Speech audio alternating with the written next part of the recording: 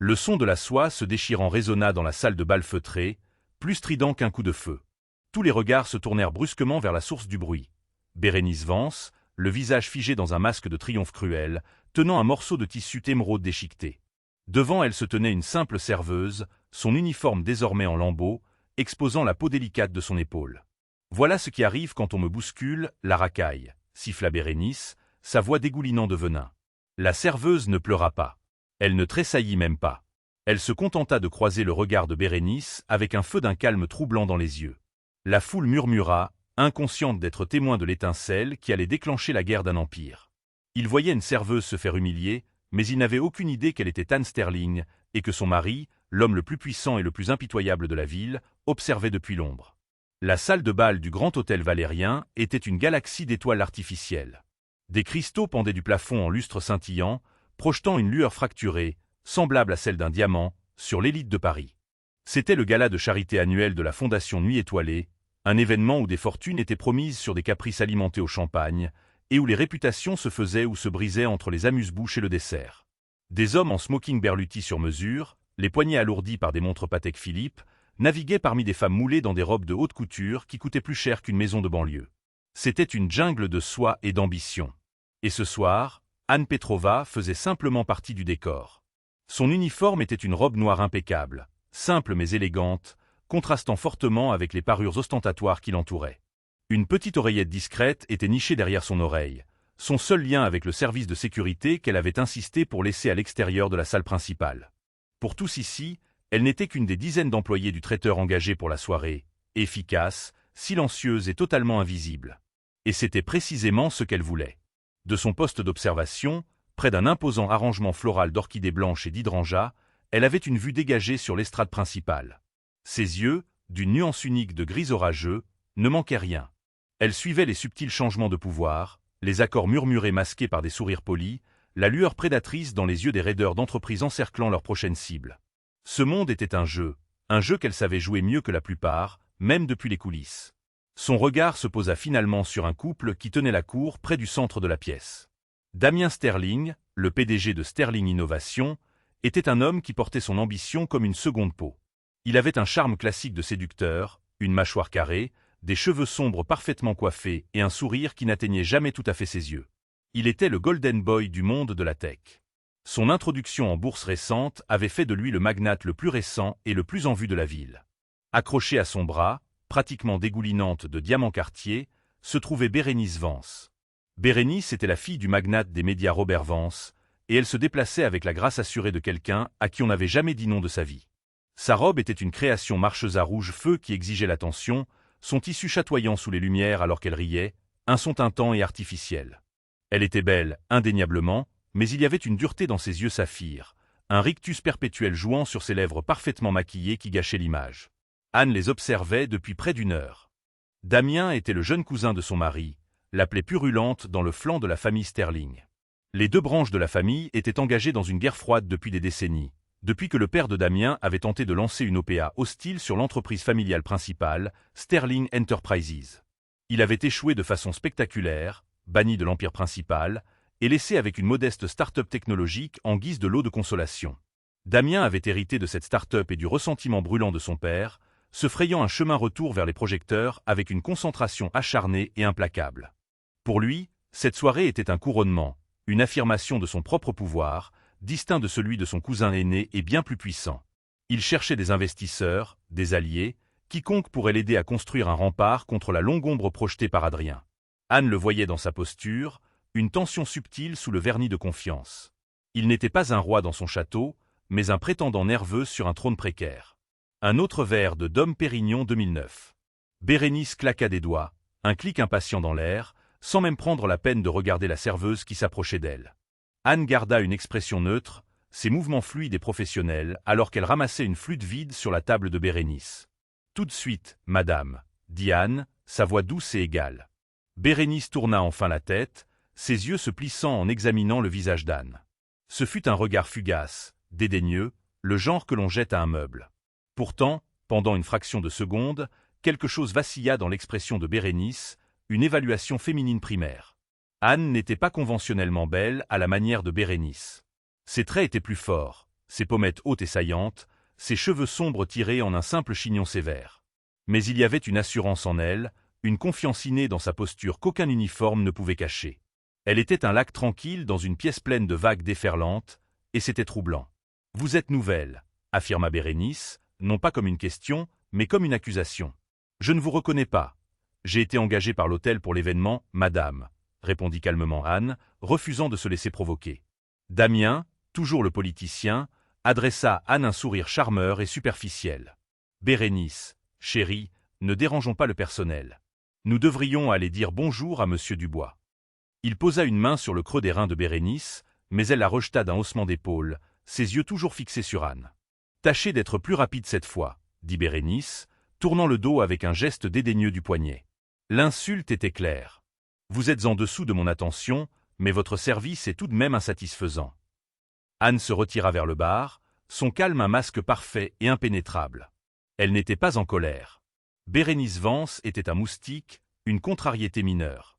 Ce travail, ce déguisement, était une nécessité. Son mari, Adrien Sterling, était un homme qui collectionnait les ennemis aussi facilement que d'autres milliardaires collectionnaient l'art. Il était un fantôme, un murmure dans les conseils d'administration, un homme dont le vrai visage était connu de très peu. Son pouvoir était absolu mais silencieux. Pour le protéger et pour se protéger, Anne avait cultivé une vie de quasi-anonymat. Leur mariage, une cérémonie discrète célébrée par un juge de paix 2 ans auparavant, était leur secret le mieux gardé. Ce soir, Adrien était censé être à Zurich, finalisant un accord qui ruinerait l'un de ses plus grands rivaux. Anne avait pris le poste de traiteur pour observer Damien. Adrien avait entendu des rumeurs selon lesquelles son cousin devenait imprudent, faisant des promesses à des investisseurs dangereux qu'il ne pourrait jamais tenir. L'œil vif d'Anne pour les détails et sa capacité à se fondre dans la masse faisaient d'elle l'outil de reconnaissance parfait. Elle pouvait recueillir des informations non filtrées par les sycophantes et les béni-oui-oui qui entouraient les gens comme Damien. C'était un jeu dangereux, mais nécessaire. Elle comprenait la dynamique de ce monde mieux que quiconque. Elle savait que la véritable information ne s'échangeait pas dans les discours publics, mais dans les regards furtifs, les poignées de main qui duraient une seconde de trop, et le désespoir à peine voilé dans les yeux d'un homme qui jouait un jeu trop grand pour lui. Elle retourna avec le champagne, le posant sur la table avec une main ferme. Bérénice l'ignora complètement, maintenant absorbée par une conversation avec un homme corpulent du monde de la finance. Anne commença à s'éloigner, sa mission pour le moment accomplie. Elle avait vu le désespoir derrière la façade confiante de Damien, la façon dont ses yeux parcouraient la pièce, cherchant constamment, calculant constamment. Il était dépassé par les événements. C'était l'information dont elle avait besoin, la confirmation qu'Adrien attendait. Alors qu'elle se tournait pour se frayer un chemin à travers un groupe d'invités, son chemin fut soudainement bloqué. Bérénice Vance se tenait devant elle, son expression pétulante. « Excusez-moi, madame, » dit Anne, en essayant de l'éviter. « Vous croyez que vous pouvez simplement vous en aller quand je vous parle. » La voix de Bérénice était basse, mais elle portait une pointe d'acier. En réalité, Bérénice ne lui avait pas du tout parlé. Anne s'arrêta, confuse. « Mes excuses. Je pensais que vous aviez terminé. »« J'ai terminé quand je dis que j'ai terminé, » ricana Bérénice. « Je vous observais. Vous avez regardé mon fiancé toute la soirée. » L'accusation était si absurde qu'Anne faillit sortir de son rôle. Elle avait observé Damien, oui, mais comme une cible, pas comme un objet de désir. Pour Bérénice, cependant, chaque femme était une rivale potentielle. Chaque regard un défi à sa souveraineté. L'insécurité qui rongeait Bérénice était palpable, une faille dans son armure de perfection. Elle vivait dans un monde où sa valeur était constamment mesurée par l'attention des hommes et l'envie des femmes. Anne, avec son calme et sa beauté discrète, représentait une menace qu'elle ne pouvait pas quantifier et donc ne pouvait pas tolérer. « Je vous assure, madame, que je ne faisais que mon travail, » dit Anne, sa voix restant placide. « Votre travail est d'être invisible, pas de reluquer les invités. » Bérénice fit un pas délibéré en avant, envahissant l'espace personnel d'Anne. L'odeur de son parfum coûteux, Joy de Jean Patou, était écœurante et envahissante. « Je connais votre genre. Vous voyez un homme avec de l'argent, et vous pensez que vous pouvez battre des cils et vous frayer un chemin dans son lit. Laissez-moi vous dire quelque chose. Damien est à moi. Une petite vermine des caniveaux, comme vous ne serez même pas une distraction momentanée. » Toute la conversation se déroulait dans une bulle d'intimité perçue, protégée par le bruit du gala. Mais les gens commençaient à remarquer. La conversation autour d'eux s'apaisa légèrement. Damien, voyant la confrontation qui se préparait, commença à se diriger vers elle, un air d'agacement las sur le visage. Il connaissait le tempérament de Bérénice. « Bérénice, allons, dit-il, en essayant de lui prendre le bras. Tu fais une scène. C'est elle qui a commencé, répliqua sèchement Bérénice, retirant son bras. Ses yeux, sauvages et furieux, se reportèrent sur Anne. Elle avait besoin d'une cible pour son insécurité mal placée. Et la serveuse silencieuse et calme était la cible parfaite. Tu te crois meilleur que moi, n'est-ce pas, avec tes petits jugements silencieux. Anne resta imperturbable, son calme agissant comme un miroir, renvoyant à Bérénice sa propre laideur. C'était ce calme, plus que tout, qui poussait Bérénice à bout. Elle voulait une réaction, des larmes, de la peur. Elle voulait la confirmation de son pouvoir. Le silence d'Anne était une négation de ce pouvoir, un acte de défi passif qui la rendait folle de rage. Avant qu'Anne ne puisse répondre, avant que Damien ne puisse intervenir, la main de Bérénice jaillit. Ce n'était pas une gifle. C'était quelque chose de plus délibéré, de plus humiliant. Ses doigts manucurés, ornés d'une bague saphir massive, s'accrochèrent à l'encolure de la simple robe d'émeraude d'Anne, la robe qu'elle portait sous son uniforme pour se changer rapidement plus tard. Le tissu était une soie délicate, un plaisir personnel. D'une traction vicieuse, Bérénice le déchira vers le bas. Le son fut incroyablement fort dans le calme relatif qui s'était installé autour d'eux, un déchirement sec et strident qui trancha les murmures du gala. Pendant un instant figé, personne ne bougea. La soie émeraude déchirée béait, exposant la clavicule et le haut de l'épaule d'Anne en une ligne déchiquetée. La veste de son uniforme, qu'elle portait, était maintenant de travers, les dégâts en dessous nets et violents. C'était un acte d'une cruauté si calculée, conçu pour une humiliation maximale. Ce n'était pas seulement une attaque contre une serveuse. C'était un marquage au fer rouge, une déclaration publique de statut. Je peux te détruire et tu es impuissante à m'arrêter.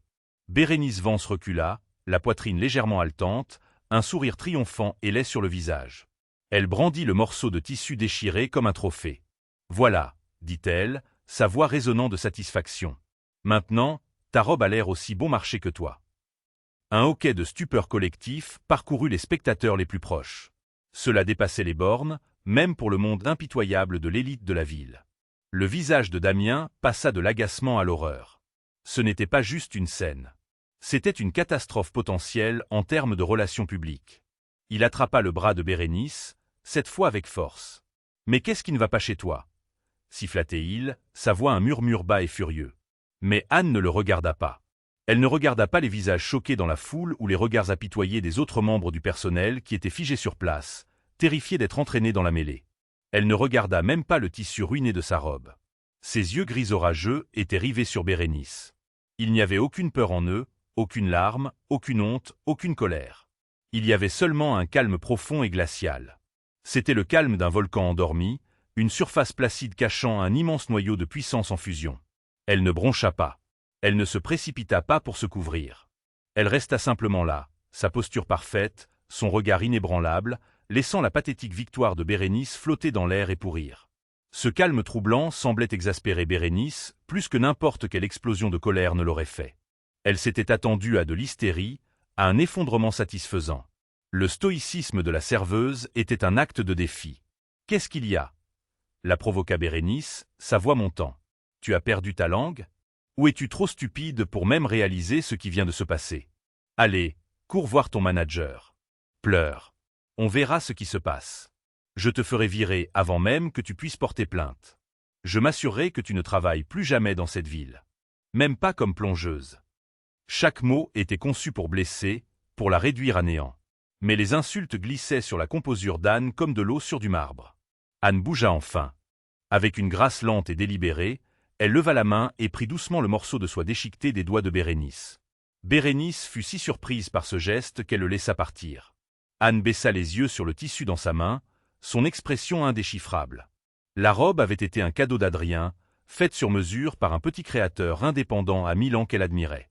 C'était l'une de ses préférées. Une pointe de tristesse la traversa, mais elle l'isola. Ce n'était qu'une chose. Les choses pouvaient être remplacées. La dignité, une fois perdue, était beaucoup plus difficile à récupérer. Elle plia le petit morceau de soie soigneusement, ses mouvements précis et sans hâte. Puis elle le glissa dans la poche de son tablier. Finalement, elle regarda à nouveau Bérénice, et pour la première fois, elle parla d'une voix qui n'était plus douce et soumise. Elle était claire, mesurée, et résonnait d'une autorité qui était totalement déplacée pour une serveuse. « Vous êtes en train de commettre une très grave erreur, dit Anne.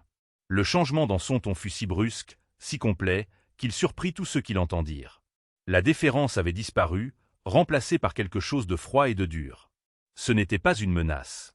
C'était un énoncé de faits, livré avec la certitude d'un physicien expliquant la loi de la gravité. Damien sentit un frisson soudain et inexplicable lui parcourir l'échine. Il regarda la serveuse, la regarda vraiment pour la première fois. L'uniforme, le plateau de service, le comportement discret. Tout cela n'était qu'un costume. En dessous, il y avait autre chose, quelque chose de redoutable. Il ne savait pas ce que c'était, mais son instinct, affûté dans les conseils d'administration perfides, lui hurlait que Bérénice venait de donner un coup de pied dans un nid de frelons de la taille d'un gratte-ciel. Une erreur ? Ricana Bérénice, un son strident et cassant. Me menacer ? Oh, c'est trop drôle. Avez-vous la moindre idée de qui je suis ? Je sais exactement qui vous êtes. Bérénice Vance, répliqua Anne, sa voix toujours égale. Vous êtes la fille de Robert Vance. Vous avez un fonds en fiducie évalué à environ 90 millions d'euros, un diplôme en communication d'une université que votre père a doté, et une réputation d'être volatile et cruel. Votre plus grande réussite à ce jour est d'être photographié à des événements comme celui-ci. La récitation clinique et détaillée laissa Bérénice sans voix. La foule murmura, leur intérêt maintenant pleinement piqué. Ce n'était plus seulement une mondaine harcelant une serveuse. C'était quelque chose de tout à fait différent. Comment savez-vous ça ? Balbutia Bérénice, son assurance vacillant. Anne fit un petit signe de tête presque imperceptible. Ce n'est pas la question importante, dit-elle. La question importante est, avez-vous la moindre idée de qui je suis ? Avant que Bérénice ne puisse formuler une réplique suffisamment cinglante, une nouvelle voix trancha la tension. Elle était profonde, calme, et portait un poids de commandement indubitable qui fit taire instantanément toute la salle de bal. Je crois que c'est une excellente question. La foule s'écarta comme la mer Rouge. Un homme s'approchait, marchant avec une grâce prédatrice et sans hâte. Il n'était pas aussi ouvertement beau que Damien. Ses traits étaient plus nets, plus sévères. Il était plus grand, vêtu d'un costume anthracite foncé sur mesure impeccable, sans cravate, le bouton supérieur de sa chemise blanche immaculée défait. Il ne portait aucun bijou ostentatoire, seulement une montre simple et élégante avec un bracelet en cuir noir. Mais le pouvoir émanait de lui comme la chaleur d'une fournaise. Il était le centre de gravité de toute pièce où il entrait, et en ce moment, toute la salle de bal était prise dans son orbite. L'expression d'Anne ne changea pas, mais une lueur de quelque chose, soulagement, agacement, amour, passa dans ses yeux. Le visage de Damien Sterling devint blanc comme un os. Son sang se glaça. De toutes les personnes qui auraient pu assister à cette débâcle, il fallait que ce soit lui. Adrien. Suffoqua Damien, sa voix à peine un murmure. L'homme, Adrien Sterling, ne jeta même pas un regard à son cousin. Ses yeux, de la couleur de l'acier froid, étaient fixés sur Bérénice Vance, puis ils se déplacèrent vers Anne, observant la robe déchirée, son épaule exposée, et son calme inébranlable. La température dans la pièce sembla chuter de 10 degrés. Adrien Sterling, le chef reclus, presque mythique, de la vaste Sterling Enterprises, l'homme qu'ils appelaient le roi de l'ombre de la finance, venait d'entrer en jeu, et il avait l'air absolument furieux. Sa seule présence était une condamnation, un verdict silencieux qui pesait sur la salle. Chaque invité retenait son souffle, comprenant qu'il n'assistait plus à une querelle mondaine, mais au prologue d'une guerre. Adrien n'avait pas besoin de crier pour être entendu. Son silence était plus assourdissant que n'importe quel éclat de voix. Il était la force gravitationnelle autour de laquelle tournait leur monde, et il venait de trouver son épicentre dans cette confrontation sordide. La peur dans la salle était palpable, un courant électrique qui parcourait l'assemblée. La soirée venait de prendre un tournant irréversible, passant de la frivolité à la terreur pure. Et au centre de tout cela, Anne se tenait droite, non plus une victime, mais le calme œil du cyclone qu'Adrien était sur le point de déchaîner. La présence d'Adrien Sterling changea l'atmosphère même de la pièce. Le brouhaha de fond cessa complètement. Le quatuor à cordes s'arrêta en plein milieu d'une mesure, et l'air crépita d'une énergie nouvelle et dangereuse. C'était un homme qui faisait rarement des apparitions publiques, préférant tirer les ficelles de son empire mondial depuis l'isolement de son bureau Pentouze. Le voir ici, à un événement qu'il mépriserait normalement comme futile, était un choc. Le voir entrer au centre d'une confrontation sordide était absolument impensable. Il s'arrêta à quelques mètres, son regard une force physique. Il balaya Bérénice du regard, et elle se flétrit visiblement sous son intensité. La mondaine ricanante et confiante avait disparu, remplacée par une jeune fille effrayée qui comprenait soudainement qu'elle avait erré dans la fosse au lion. Ses yeux se tournèrent ensuite vers Damien, et le regard qu'il lança à son cousin était d'un mépris pur et sans mélange.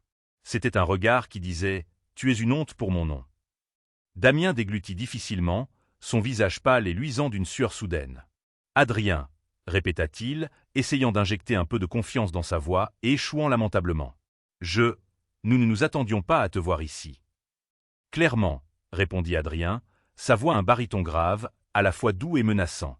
Il n'avait toujours pas regardé Anne directement, mais toute sa posture était protectrice, son corps légèrement incliné comme pour la protéger des autres. J'avais l'impression que c'était un événement caritatif, un lieu pour la philanthropie, pas pour des démonstrations publiques de barbarie. Chaque mot était précis, sec et mortel. Il tourna son regard d'acier vers Bérénice, qui semblait vouloir que le sol s'ouvre pour l'engloutir. « Vous, dit-il, le seul mot claquant comme un fouet. Vous avez déchiré sa robe. » Ce n'était pas une question. C'était un verdict. Bérénice ouvrit la bouche, puis la referma. Les mots lui manquaient. La dynamique du pouvoir avait changé si complètement, si sismiquement, que toute sa vision du monde avait été brisée en l'espace de 30 secondes. Cet homme n'était pas quelqu'un qu'elle pouvait intimider, pas quelqu'un que le nom de son père pouvait influencer. C'était un tout autre niveau de pouvoir. Une autorité primale et absolue qu'elle n'avait jamais rencontrée auparavant. C'était un accident, réussit-elle finalement à balbutier, le mensonge transparent, fragile et pathétique même à ses propres oreilles. Les lèvres d'Adrien se courbèrent dans un sourire qui ne contenait aucune chaleur. C'était une expression prédatrice et glaçante. « Un accident », répéta-t-il doucement. « Vous avez accidentellement accroché vos doigts à son encolure et accidentellement l'avez déchiré. Un manque de contrôle moteur impressionnant.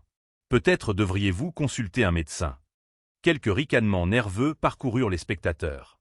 L'humiliation était exquise, administrée avec la précision d'un scalpel de chirurgien.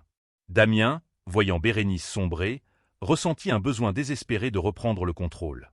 C'était son événement, son moment sous les projecteurs, et son cousin le détournait, le transformant en une exécution publique. « Écoute, Adrien, » commença-t-il en s'avançant. « C'est juste un malentendu. » La serveuse a été impolie et Bérénice, elle a surréagi. L'affaire est réglée. Il n'est pas nécessaire que tu t'en mêles. La tentative de minimiser l'incident était si maladroite qu'elle en devenait insultante. Une preuve de plus pour Adrien que son cousin était non seulement faible, mais aussi stupide. Adrien tourna enfin la tête pour regarder Damien correctement. La force pure de son attention fit reculer Damien involontairement. « M'en mêler, » dit Adrien, sa voix dangereusement douce. « Vous semblez avoir la fausse impression que c'est votre affaire à régler. Vous avez également la fausse impression que vous êtes en position de me dire ce que je dois ou ne dois pas faire. » Il fit un pas de plus vers son cousin. « Laissez-moi corriger ces deux erreurs. Tout ce qui arrive à cette femme, » il fit un geste presque imperceptible vers Anne, « me concerne. Et vous, petit cousin, ne serez jamais en position de me dire quoi que ce soit. » La déclaration possessive et définitive resta en suspens dans l'air, déclenchant un feu de forêt de spéculation. Qui était cette serveuse? Pourquoi Adrien Sterling, un homme qui commandait des armées d'avocats et de cadres, interviendrait-il personnellement pour un membre du personnel de restauration? Les chuchotements commencèrent, bas et frénétiques. Était-ce une ancienne employée? Une parente éloignée? Une informatrice secrète? Personne ne pouvait imaginer la vérité. Anne, pendant ce temps, restait silencieuse. Elle regardait Adrien, un mélange complexe d'émotions tourbillonnant en elle. Elle était frustrée qu'il ait révélé sa présence. Leur anonymat était leur bouclier. Mais elle était aussi indéniablement touchée par sa défense immédiate et sans équivoque. Il n'avait pas demandé ce qui s'était passé. Il n'avait pas attendu d'explication. Il l'avait vue en détresse et était venu à son secours, au diable les conséquences. Elle croisa enfin son regard. Et dans ce regard silencieux et fugace, toute une conversation passa entre eux. « Est-ce que ça va » demandèrent ses yeux. « Je vais bien » répondirent les siens. « Mais tu ne devrais pas être là. » Trop tard, son regard semblait dire, avec une pointe de satisfaction sombre. Adrien reporta son attention sur le désordre à portée de main. Ses yeux tombèrent à nouveau sur la robe déchirée, et un muscle de sa mâchoire se contracta. Il retira sa veste de costume, le mouvement fluide et élégant. La veste était un chef-d'œuvre de confection, valant plus que la plupart des voitures. Il se dirigea vers Anne, avec une douceur qui stupéfia les spectateurs, la drapa sur ses épaules. Elle était beaucoup trop grande pour elle, mais le geste était si tendre, si intime, qu'il envoya une nouvelle vague de choc à travers la salle de bal. Il la couvrait, la protégeait, la revendiquait d'une manière plus puissante que n'importe quel mot. La veste sentait son parfum, une odeur nette et subtile de bergamote et de bois de cèdre. C'était un réconfort familier, une encre dans la tempête. Anne la serra plus fort autour d'elle, la laine chair chaude contre sa peau. Monsieur Dubois, la voix d'Adrien tonna, convoquant l'organisateur de l'événement désemparé, qui planait impuissant sur le côté. Un homme corpulent et chauve s'avança en trottinant, le visage perlé de sueur. Monsieur Sterling, un honneur. Y a-t-il un problème? Il y en a un, dit froidement Adrien. Mon associé, il choisit le mot avec soin, a été agressé par l'un de vos invités. Ses vêtements ont été détruits. J'espère que le Grand Hôtel Valérien a un protocole pour de telles choses. J'espère également que vous avez d'excellentes caméras de sécurité. Les yeux de Dubois s'écarquillèrent de terreur. Un procès d'Adrien Sterling ne mettrait pas seulement l'hôtel en faillite, il l'effacerait de la carte. Oui, bien sûr, monsieur Sterling. Absolument. Nous allons tout régler. La police devrait être appelée immédiatement. Pas de police, ordonna Adrien, sa voix baissant à nouveau. Ce ne sera pas un cirque médiatique. Ce sera réglé en privé. Mais ce sera réglé. Quant à vos invités. Ses yeux se tournèrent à nouveau vers Damien et Bérénice. Je crois qu'ils étaient sur le point de partir. La mâchoire de Damien tomba. Partir? Nous ne partons pas. Je suis un sponsor platine de cet événement. Étiez, le corrigea Adrien, avec une finalité glaçante dans le ton. Votre parrainage n'est plus requis, ni votre présence. Dehors. C'était le coup de maître ultime. Dans son propre monde, Damien Sterling était un roi. Il faisait la couverture des magazines et sonnait la cloche d'ouverture de la bourse. Mais dans le monde d'Adrien, il n'était rien, un moucheron à écraser. L'humiliation brûlait les joues de Damien. Il était expulsé de sa propre fête devant ses investisseurs et ses pairs par l'homme qu'il détestait le plus au monde. Et tout cela parce que sa petite amie avait décidé de harceler une serveuse. Une serveuse qui, pour une raison terrifiante et inconnue, était sous la protection personnelle du roi de l'ombre. Bérénice, semblant enfin saisir l'ampleur de sa bévue, attrapa le bras de Damien. « Damien, partons, c'est tout », murmura-t-elle, sa voix tremblante. Mais Damien était piégé. Partir, c'était admettre la défaite, ramper la queue entre les jambes. Rester, c'était défier Adrien Sterling, un homme qui avait ruiné financièrement des nations pour des insultes moindres. Alors qu'il se tenait là, paralysé par l'indécision, Adrien asséna le coup de grâce final. Il se tourna vers Anne, son expression s'adoucissant de manière presque imperceptible en la regardant. « Es-tu prête à rentrer à la maison, chérie ?» demanda-t-il. Le mot « chérie » tomba dans le silence comme un diamant parfaitement taillé. C'était intime, affectueux et totalement sans ambiguïté. Il brisa toutes les théories que la foule avait échafaudées. Elle n'était pas une employée. Elle n'était pas une associée.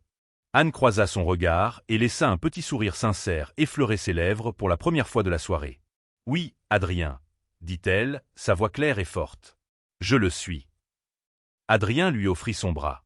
Anne glissa sa main dans le creux de son coude, laissant la veste de costume surdimensionnée drapée sur ses épaules. Ensemble, ils tournèrent le dos au couple stupéfait et à la foule sans voix, et commencèrent à marcher vers la sortie, un roi incontesté et sa mystérieuse reine, laissant derrière eux un champ de bataille de leur création. La révélation était sur le point de venir, et elle serait plus explosive que quiconque aurait pu l'imaginer. Le silence qui suivit leur départ était lourd de questions sans réponse, mais une chose était certaine. La hiérarchie du pouvoir de la ville venait d'être redéfinie de manière spectaculaire et brutale. Alors qu'Adrien et Anne s'éloignaient, un raz-de-marée de chuchotements éclata dans leur sillage. Les pièces du puzzle s'assemblaient, formant une image si extravagante, si impossible, que personne n'osait la formuler à voix haute.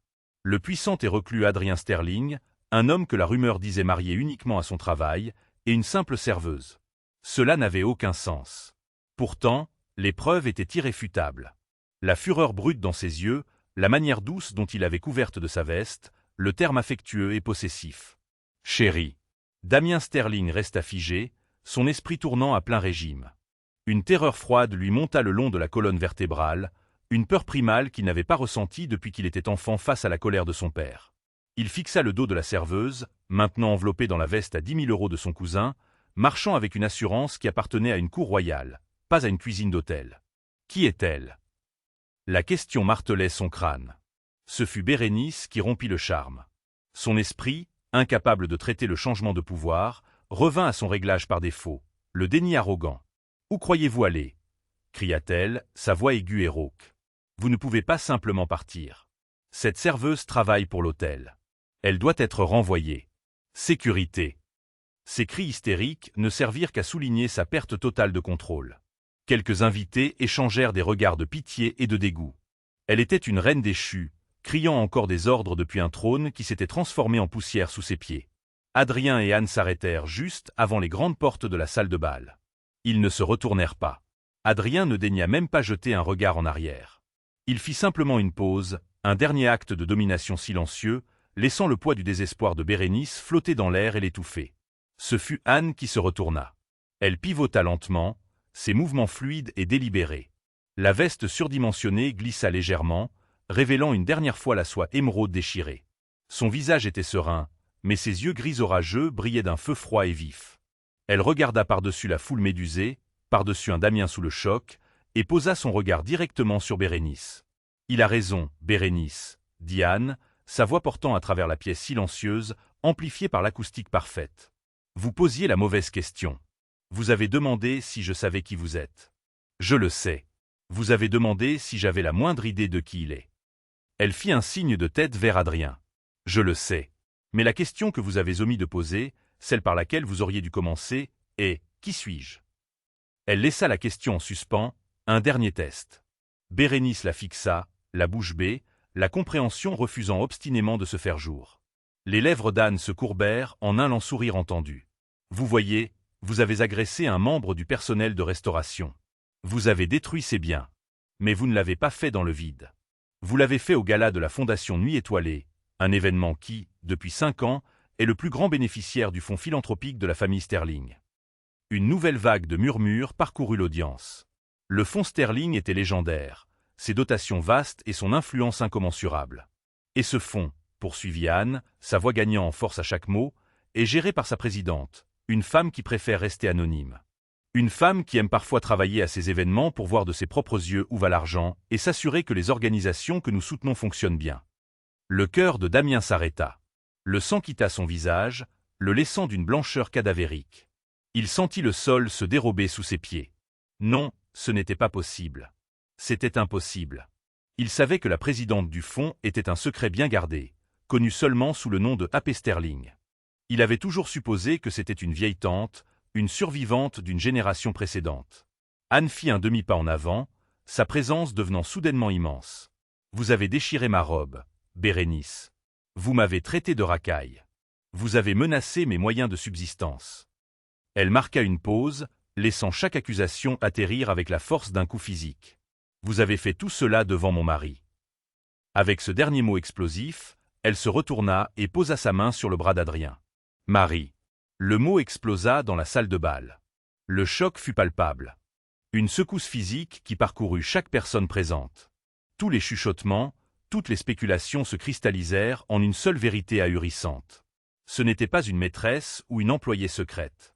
C'était sa femme. La serveuse invisible était Anne Petrova Sterling, la dame de l'Empire Sterling, la reine secrète du roi de l'ombre. Bérénice Vance émit un petit son d'étouffement, son visage parfaitement maquillé se tordant en un masque d'horreur pure et sans mélange. Elle n'avait pas seulement insulté une serveuse. Elle avait agressé l'épouse de l'homme le plus dangereux de leur monde. Elle avait commis un suicide social, professionnel et financier en un seul acte spectaculaire d'arrogance. Damien eut l'impression qu'il allait être physiquement malade. Toute l'étendue de la catastrophe s'abattit sur lui. Ce n'était pas seulement un embarras familial. Adrien le détestait. Adrien cherchait une raison, n'importe quelle raison, de l'écraser, lui et sa jeune entreprise. Et Bérénice, dans son infinie stupidité arrogante, venait de lui tendre une déclaration de guerre sur un plateau d'argent. Elle n'avait pas seulement déchiré une robe. Elle avait percé un trou dans la coque de Sterling Innovation, et il coulait vite. « Oh mon Dieu !» murmura quelqu'un dans la foule. « C'est Anne Sterling. » Le nom, prononcé à voix haute pour la première fois, sembla prendre vie. Adrien tourna enfin la tête, un air de satisfaction sombre sur le visage. Il examina l'épave de la réputation de son cousin, ses yeux froids ne manquant rien. Il regarda les visages terrifiés des investisseurs qui avaient soutenu Damien, réalisant maintenant qu'ils avaient misé sur le mauvais cheval. Il regarda les commères et les arrivistes composant déjà l'histoire dont il se délecterait pendant l'année à venir. Puis son regard tomba sur Damien. Il ne dit pas un mot. Il n'en avait pas besoin. Le message était limpide. C'est le début. Je te ruinerai pour ça.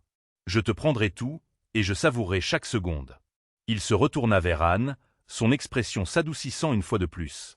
Rentrons à la maison, Madame Sterling, dit-il, sa voix empreinte d'une fierté profonde et résonnante. Il la guida hors de la salle de bal, la foule s'écartant pour eux dans une vague de silence respectueux et terrifié.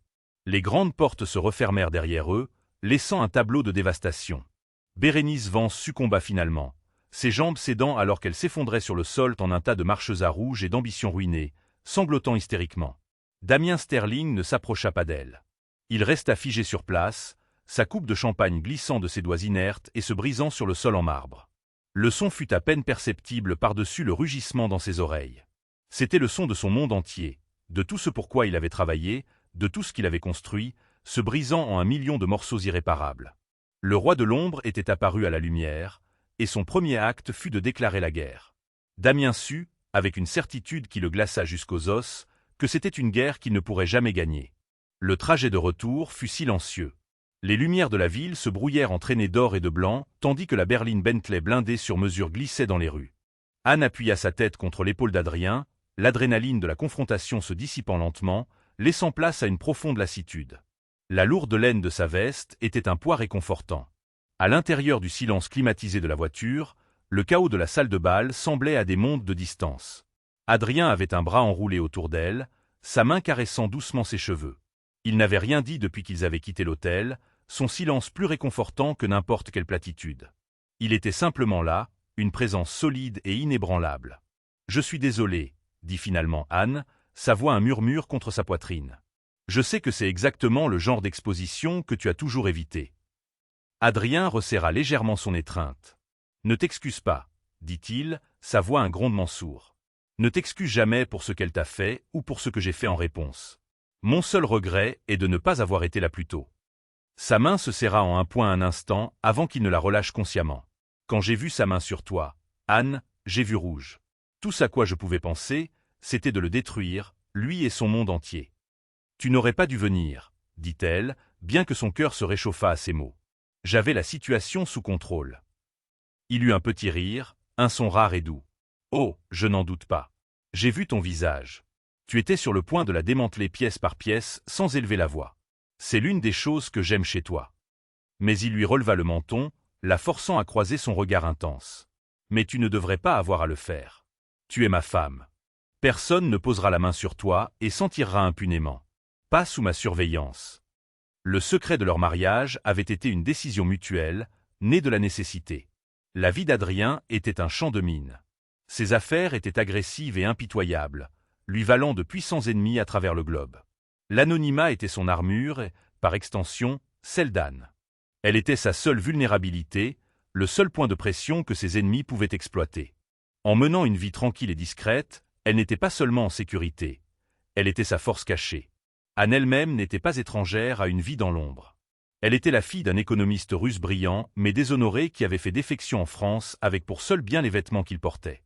Elle avait grandi en valorisant l'intellect et la résilience plutôt que la richesse et le statut. Elle avait financé ses propres études, obtenant des diplômes en finance et en histoire de l'art, et avait rencontré Adrien non pas à un gala, mais dans une bibliothèque universitaire poussiéreuse à la Sorbonne, où ils faisaient tous deux des recherches sur la même bulle financière obscure du XVIIe siècle. Il fut attiré par son esprit vif et son désintérêt total pour son nom ou sa fortune. Elle fut attirée par l'homme calme et brillant sous la réputation intimidante. Leur lien s'était forgé dans des débats intellectuels chuchotés et des ambitions partagées, loin des regards indiscrets du monde. C'était un partenariat d'esprit, une alliance de deux âmes qui se comprenaient à un niveau fondamental, bien au-delà des superficialités de la société dans laquelle ils évoluaient. « Cela va compliquer les choses, » dit Anne, pensant au fonds sterling et à son travail anonyme là-bas. « Il sera plus difficile d'opérer maintenant que mon visage est connu. »« Nous nous adapterons, » dit simplement Adrien. « C'est peut-être mieux ainsi. Je suis fatigué de te cacher, Anne. Je suis fatigué de ne pas pouvoir montrer au monde la femme brillante et incroyable que j'ai épousée. » L'animosité avec la branche de la famille de Damien était profonde. Ce n'était pas seulement une question d'affaires. C'était une question de sang. Le grand-père d'Adrien avait bâti Sterling Enterprises à partir de rien. Il avait eu 2 fils, le père d'Adrien, Richard, un visionnaire comme lui, et le père de Damien, Édouard, qui était imprudent et avide. À la mort du patriarche, il laissa l'entreprise à Richard, donnant à Édouard une participation généreuse mais non majoritaire. Édouard, consumé par la jalousie, vit cela comme un affront impardonnable. Il passa des années à essayer de saper son frère, culminant dans une tentative d'OPA hostile désastreuse financée par des prêteurs offshore douteux. La tentative échoua, mais elle faillit détruire l'entreprise. Dans les retombées, Richard, un homme souffrant de problèmes cardiaques, subit un accident vasculaire cérébral fatal. Adrien, alors âgé de seulement 22 ans, fut contraint de prendre la relève. Non seulement il sauva Sterling Enterprises, mais il en fit un mastodonte mondial bien au-delà de ce que son père ou son grand-père avaient jamais imaginé. Il le fit avec une précision chirurgicale et froide, excluant son oncle Édouard de la famille et de l'entreprise, ne lui laissant que la petite société de technologie qui deviendrait un jour Sterling Innovation. Adrien ne pardonna jamais à son oncle la mort de son père. Et il voyait cette même avidité imprudente et arrogante chez Damien. Il avait permis à son cousin d'opérer, de construire son propre petit empire, tant qu'il restait hors de son chemin. Mais ce soir, Damien n'avait pas seulement franchi une ligne. Il avait permis à sa fiancée d'attaquer la seule personne qu'Adrien tenait pour sacrée. Pour cela, il n'y aurait pas de pardon. La voiture entra dans le garage souterrain privé de leur pentouse. Alors qu'il sortait, le chef de la sécurité d'Adrien, un homme stoïque nommé Moreau, s'approcha d'eux. « Monsieur, madame », dit Moreau avec un signe de tête respectueux. Le premier rapport sur les retombées arrive. L'histoire fait déjà le tour des réseaux sociaux.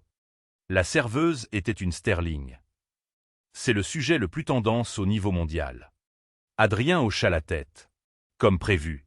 Quel est le statut de Vance Média? Leurs actions ont déjà chuté de 7% dans les transactions après clôture sur les marchés asiatiques, rapporta Moreau. Votre déclaration reniant toute affaire future avec eux a eu l'effet désiré. Robert Vance a essayé de vous joindre. Il a appelé 12 fois dans la dernière heure. Laissez-le mariner, dit froidement Adrien. Et Sterling Innovation. La panique, dit Moreau avec un sourire sombre. Leurs principaux investisseurs, le groupe Jensen et un consortium dirigé par Kenji Tanaka, ont tous deux prévu des appels d'urgence avec Damien Sterling pour demain matin. Nos sources disent qu'ils cherchent une clause de sortie. Ils savent qu'une guerre avec Sterling Enterprises est ingagnable. Anne écoutait, un sentiment familier d'admiration et d'appréhension l'envahissant. Quand Adrien bougeait, il déplaçait des montagnes entières. Il ne s'en prenait pas seulement à Damien.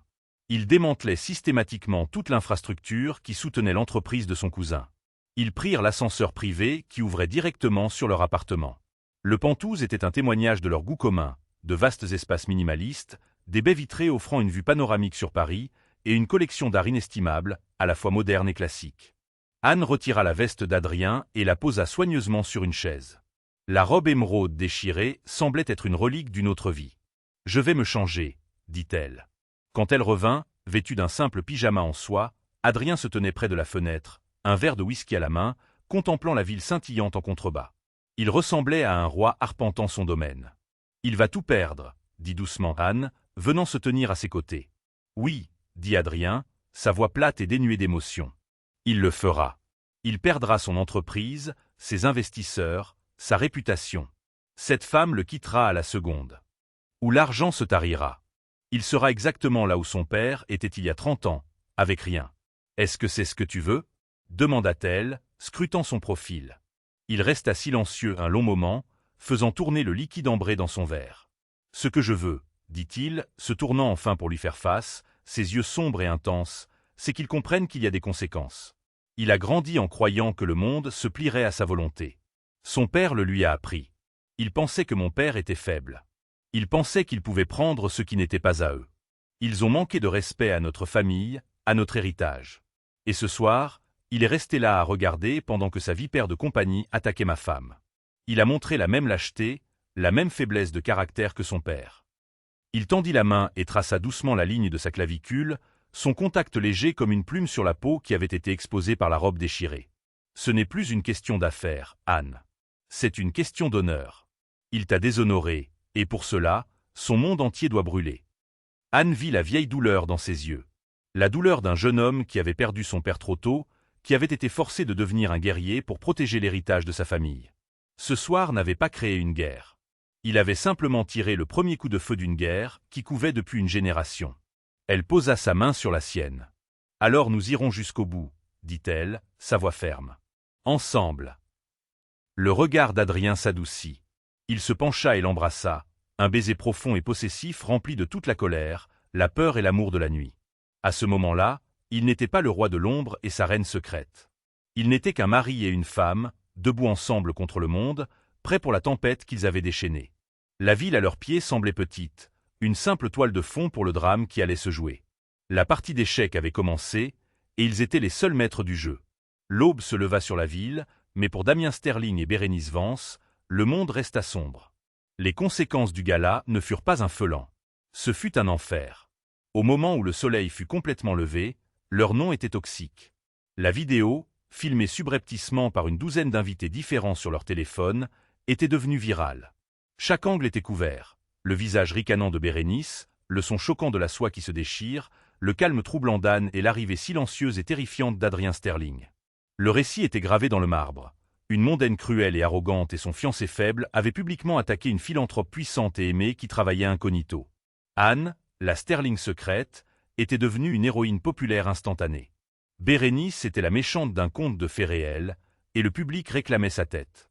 Le monde de Bérénice implosa en premier. À 7 heures du matin, elle avait été lâchée par son agence de mannequins. À 8 heures, 3 grandes marques, pour lesquelles elle était une ambassadrice rémunérée, avaient publiquement mis fin à ses contrats, publiant des déclarations condamnant l'intimidation et le harcèlement. Son père, Robert Vance, un homme qui se targuait de son sens des médias, était en pleine panique. Les actions de Vance Média avaient chuté du jour au lendemain. Les annonceurs se retiraient. Son propre conseil d'administration demandait sa démission pour ne pas avoir réussi à contrôler sa fille, dont les actions menaçaient maintenant toute leur société. Il avait appelé Bérénice, lui hurlant dessus avec une fureur qu'elle n'avait jamais connue. « Espèce de fille stupide et idiote !» avait-il rugi au téléphone. « As-tu la moindre idée de ce que tu as fait ? Tu ne t'es pas seulement battu avec une serveuse. Tu as déclaré la guerre à Adrien Sterling en mon nom. Il va nous ruiner. » La relation entre Bérénice et Damien se brisa tout aussi rapidement. Après une nuit de récriminations amères et hurlantes dans le pantouse de Damien, où elle le blâmait de ne pas l'avoir arrêté, et il la blâmait pour sa stupidité monumentale, la fin fut rapide. « Tu dois arranger ça, Damien. » Avait-elle pleuré, son visage boursouflé et rouge après des heures de larmes. « Appelle-le, excuse-toi. Fais quelque chose. » Damien rit, un son dur et brisé. « Il n'y a rien à arranger. On n'arrange pas une insulte directe à Adrien Sterling. Il n'accepte pas les excuses. Il accepte la reddition totale et l'annihilation complète. Mon entreprise, le travail de ma vie, est terminé. Parce que tu ne pouvais pas supporter l'idée qu'une jolie serveuse respire le même air que toi.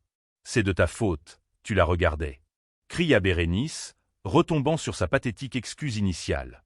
C'était la goutte d'eau qui fit déborder le vase. « Dehors, » dit Damien, sa voix morte. « Prends tes affaires et sors de mon appartement. Maintenant. »« Tu ne peux pas me mettre dehors, » hurla-t-elle. « Je suis Bérénice Vance. »« Tu es un passif, » rétorqua-t-il en lui tournant le dos. « Et je limite mes pertes. » La porte claqua, marquant la fin de leur alliance de convenance. Bérénice se retrouva seule, son nom, autrefois un passe-partout, maintenant une marque d'infamie. Pour Damien, la situation était bien plus complexe et bien plus terrifiante. Son appel de 9 heures avec le groupe Jensen fut un bain de sang. Ils invoquaient la clause de dommage à la réputation dans leur contrat d'investissement. Ils retiraient leur financement avec effet immédiat. L'appel avec le consortium de Kenji Tanaka fut encore pire. Tanaka, un homme qui valorisait l'honneur et le respect par-dessus tout, était personnellement insulté par l'association de Damien à l'incident. « Vous vous êtes couvert de honte, fils Sterling », avait dit Tanaka, sa voix glaciale à travers le haut-parleur. « Nous ne pouvons plus faire affaire ensemble. » À l'heure du déjeuner, Sterling Innovation avait perdu plus de 60% de sa valeur marchande.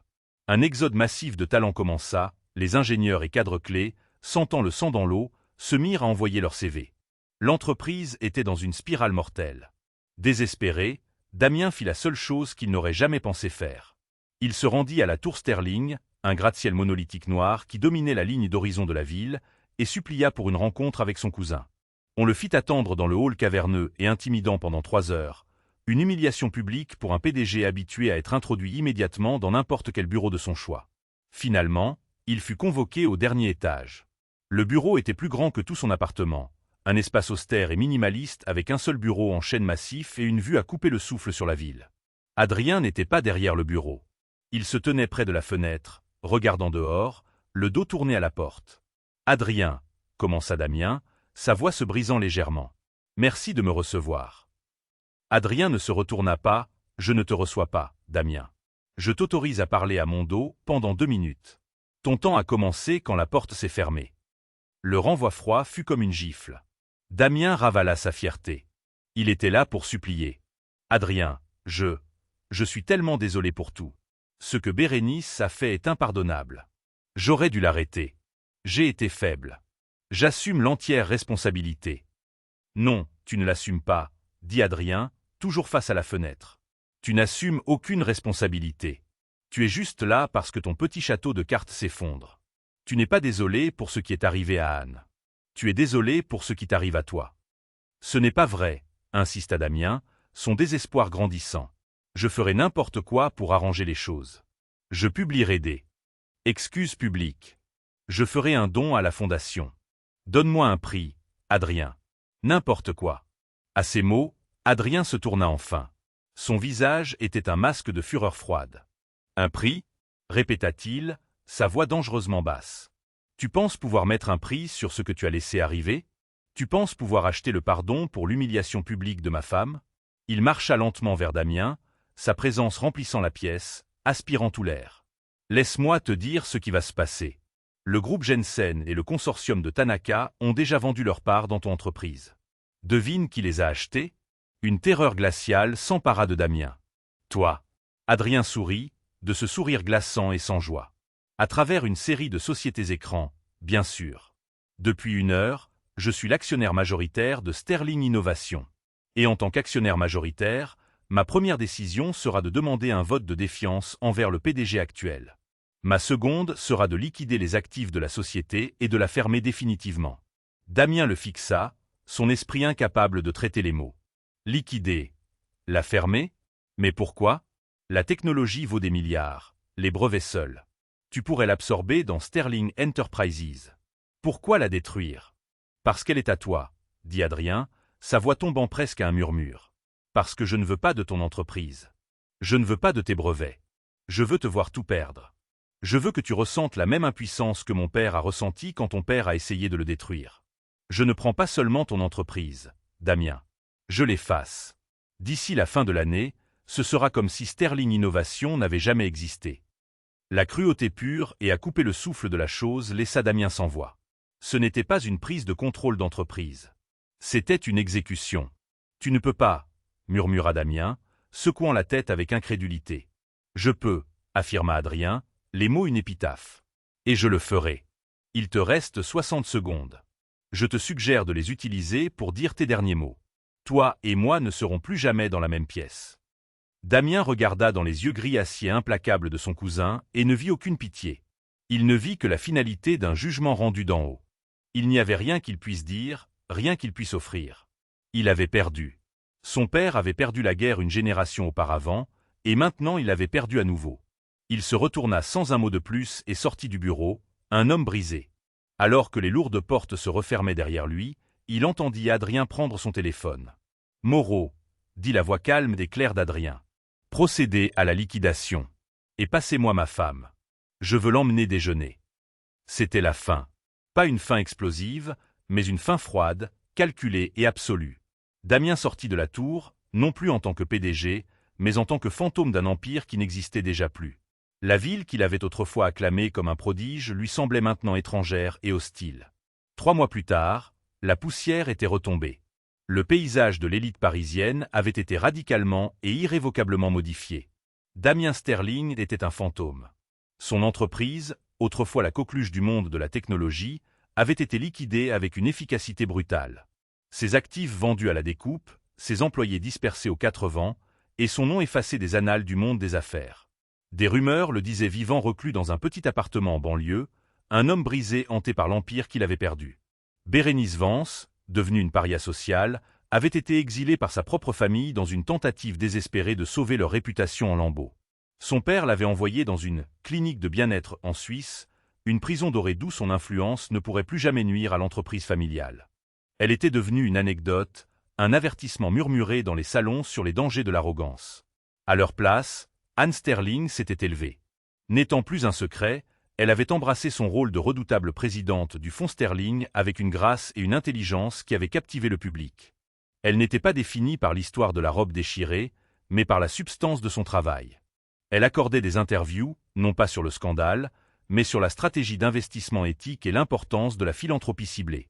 Elle devint un nouveau type d'icône, une femme dont le pouvoir ne résidait pas dans la richesse héritée ou la beauté ostentatoire, mais dans son intellect acéré et sa vision claire.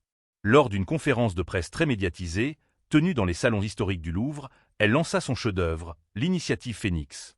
Il s'agissait d'un fonds de plusieurs milliards d'euros dédié à l'autonomisation des femmes entrepreneurs et des innovatrices qui, comme elle l'avait été, avaient été sous-estimées, ignorées ou activement sabotées. « Le pouvoir ne vous est pas toujours donné », déclara-t-elle depuis le podium, sa voix résonnant de confiance. Parfois, il faut le forger dans le feu de l'adversité. L'initiative Phénix est pour celles qui sont prêtes à renaître de leurs cendres, plus forte et plus brillante qu'auparavant. Adrien la regardait depuis le premier rang, une fierté indéniable dans les yeux. Le scandale ne les avait pas brisés.